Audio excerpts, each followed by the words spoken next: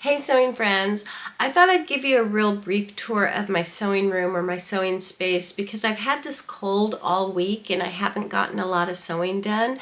And the sewing that I have completed, I don't think you'd be interested in seeing anyways. So anyhow, keep in mind that this is a work in progress. I started kind of cleaning and reorganizing my sewing space over the Christmas holiday, but ran out of time, ran out of days off, so I got halfway through and now I need to finish it.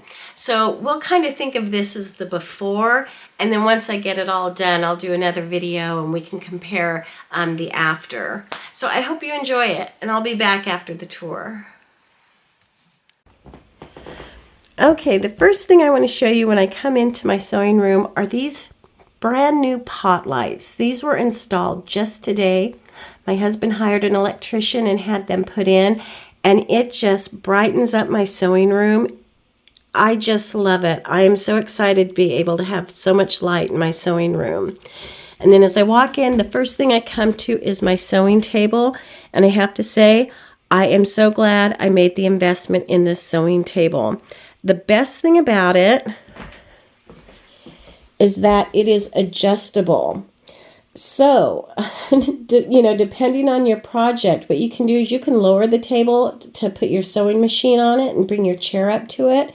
And that comes in handy if you're working, let's say, with a dress that has a long skirt, like if you're making a prom dress or doing any kind of wedding sewing, because you have the whole table to let your fabric splay out on. And again, if you're maybe sewing draperies or anything that's kind of a lot of fabric that's full, and then you can raise it back up and make it a really comfortable height for when you're cutting fabric or when you're tracing patterns or doing any kind of pattern drafting. And believe it or not, this little corner here is a really useful corner to me. I keep my tape measure here because I find oftentimes I need to do a little bit of measuring when I'm sewing, and rather than looking for a tape measure, knowing that it's always here, it makes it easy to grab. And then I also use my pincushion quite a bit. I didn't realize it until the other day. I realized that it's always there. And so whenever I need to do some quick hand stitching or hand sewing, here's where my needles are, and chances are if it's just a couple of quick stitches that I need, there's always some leftover thread, so I can just grab it and do some basting or whatever I need to do hand stitching with. So this is actually a pretty good notion. I like that. Then this actually is just a catch-all. I need to go through it. Obviously I've been putting patterns up there, but I couldn't tell you what patterns are there or why they're there. They've just pretty much been to get them up off the table or out of the way. And next to that is my pegboard, and this actually is a workstation in and of itself. Has all my scissors, so you'll see I have paper scissors for cutting patterns, fabric scissors, pinking shears, embroidery scissors, snipping scissors. So yeah, a whole array of scissors. I have some little clips if I wanted to use clips instead of pins on my fabric. I have all my pens and marking tools right here. My tailor's chalk, some wax, colored pencils, and then all my rulers there for pattern tracing and for pattern drafting. So this is actually a really valuable workstation. I gotta say the $14.99 that I paid for that pegboard was well worth the cost. Oh, and there's my name tag when I actually used to have an office. Then over here is actually the painting supplies that I have. I will eventually get the room painted and fixed up, so that'll be nice. But over on this wall here is sort of my main sewing station. So let me show you these. This is an IKEA desk. I'm sure you've seen plenty of them. And I think it's 72 inches length is the tabletop. This is my main sewing machine, which is a Bernina 770. And then my serger is the Baby Lock Acclaim. And then I also have these shelves that we just recently put up, and that has been really nice to have stuff up off my desk. They say that the vertical space is always the most wasted space, and I do agree with that. On the top shelf, in this box, I just have like a bunch of camera and video electronic stuff. Excuse me. Then I have all my Talco magazines, sewing books, pattern drafting books. Here is the Polometer, which I plan on using when I do pattern reviews. And then over here is some thread. And this, they sent me the wrong size box. This is supposed to fit all these threads. But as you can see, the box is too small, so they're going to send me the right size, and I'll just store something in this. Then the second shelf I use mainly to keep all my sewing machine accessories, all my, different feet, buttonholer, etc. And then over here I have like my labels. The only drawers that I really use I use 3 drawers regularly. This first one, I keep my basting thread, and I use that quite a bit. I have safety pins in here, and then my buttonhole to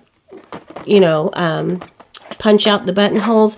And then, believe it or not, my 1/4 inch elastic. I use that all the time. This is one drawer that I use the absolute most. It's my favorite drawer.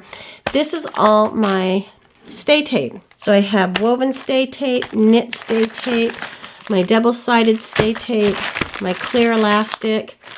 This I use all the time. The third drawer down, this is where I'm storing my embroidery hoops, because I do want to get into embroidery. And then the rest of the drawers I really do need to kind of organize. There's just stuff in them. Have some thread racks up here, but I don't really need those, and I'll show you why in a minute. And then here is a nice maple leaf that Izzy from Dizzy Quilts and Sews made for me when we went to Frock Tales in Charlotte. So this is my second, sewing table, which is much less organized and needs to be cleaned off and organized. Here I keep my cover stitch. So I have a Baby Lock Euphoria cover stitch. Here is my computer. And then here is just a pile of junk that needs to be sorted out. And, it looks like there's some patterns there that I either need to somehow save and store in a more efficient way. Some old threads that I either need to use or, I don't know, donate or something. And I'm really embarrassed because underneath here, I really couldn't tell you what this is. I see some wool that a friend of mine had given me. I don't know what is in that bin, to be honest with you. Probably the linen I was looking for the other day. Over here is all the stabilizer that I have for my embroidery machine. And then over here, we have little Rico, who is my sewing helper, so he has a bed in here. And then here is all my thread. About 3-4 years ago, my daughter bought me 189 thread spools from Waywalk. And so just about every single color available, I have. So that I really have not had to buy thread ever since she got me these.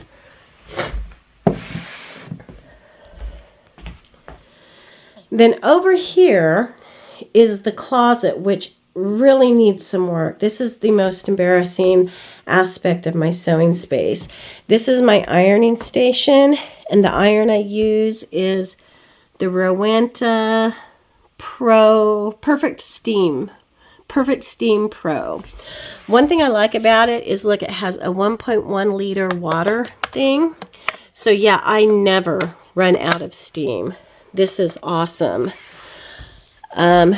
This ironing board, I think my mom gave me her old ironing board when I got married, and that was 38 years ago, and she probably had that ironing board for a good 20 years before that. Who knows how old this ironing board is. Up here is where I've been kind of haphazardly storing my patterns. Again, these are really disorganized, and I need to go through them and store them in a more efficient way. Here is a couple of bolts of fabric that I have. I don't know if you can see.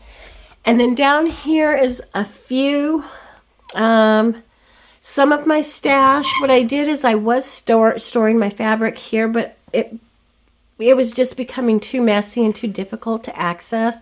So I've actually moved it to bins.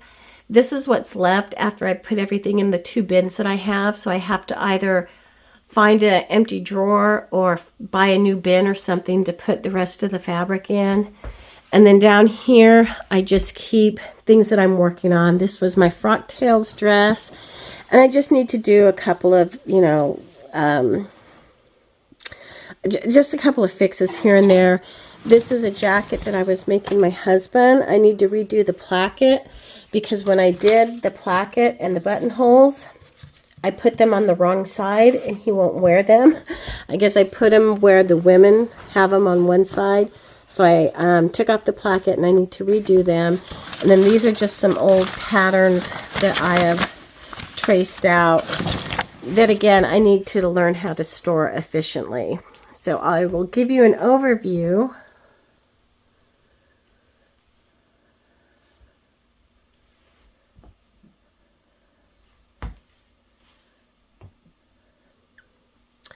Oh, and I forgot this corner. Okay, this corner is where I keep my interfacing and obviously that tool I bought.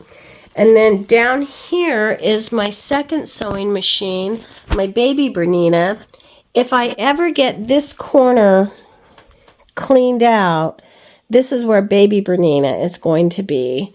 And then next to baby Bernina is my Baby Lock Flare, which is my embroidery machine. And then on top of that are a couple of hoops and just a bunch of fabric scraps. So I'm kind of embarrassed that that's pretty messy. But again, this is my sewing space. So that's my sewing room. Don't judge me too harshly. I'm in the middle of cleaning it. I promise. I know it's pretty sad. Also, I just realized that I didn't show you my sewing stash, but that's because I've been moving everything out of my sewing room into the spare bedroom to store in bins. So maybe on another video when I get all my fabrics and patterns organized better, I'll go ahead and show you my my sewing stash if you're interested in. As far as what I'm working on, well, I'm still working on the fit of my pants, and then I'm also working on my Callie shirt. And before I cut into either the silk twill or the silk noir, they're saying that this is really good for either light to medium weight wovens, such as poplin, chambray, tencel linen, rayon, crepe de chine. So I wasn't sure, do I want something drapey out of a silk twill or do I want something with a little more structure? So I thought I would toile both. And so what I did is I took some fabric that I'm not really pleased with. Again, fabric that I bought not knowing what I was thinking. One is a cotton lawn. This is a Lady McElroy, which it's so funny because I remember this was one of the fabrics in one of the Think Pink boxes, and there were 2 colorways. One had a white background and one had a black. And everyone who got the white background was somewhat pleased. They had an idea of what to make with the fabric. And everybody who got the black, like this colorway, were kind of going, yeah, it's really pretty. I'm not sure what I'll make with it. And you know, it's beautiful fabric. It really is. I bought it because I like lemons. And then as soon as I got it, I'm like, what am I going to make out of this? So anyway, anyway, it's a cotton lawn. So I thought I would give this a try to see what my Callie shirt would look like in a more structured fabric. Okay. And then for a more flowy one, I have this, again, it's a Lady McElroy fabric, and it is a rayon challis. And again, it has lemon trees on it. I mean, are you seeing a theme here? I do, I see lemons and I'm like, oh, I want to buy it. Just like with little puppy dogs. I see puppy dogs on fabric and I go, oh, I got to have that fabric, without really giving a thought as to what I would make with it. So anyhow, as you can see, this is a real drapey. I don't know if you can see on camera or not, but this is a real drapey rayon challis. So I thought I would make that as well to see which silk, either the noir or the twill, that I want to make my Callie shirt out of. And I'm going to make one with the regular or with the hidden placket and the collar band, and the other one with the regular collar and the regular placket. So those are my plans for this weekend and next week. Hopefully I'll have them completed by, I'm hoping to have them completed for Tuesday's video, but if not, definitely by next Friday's video. Definitely appreciate you guys, and I will see you next time. Bye.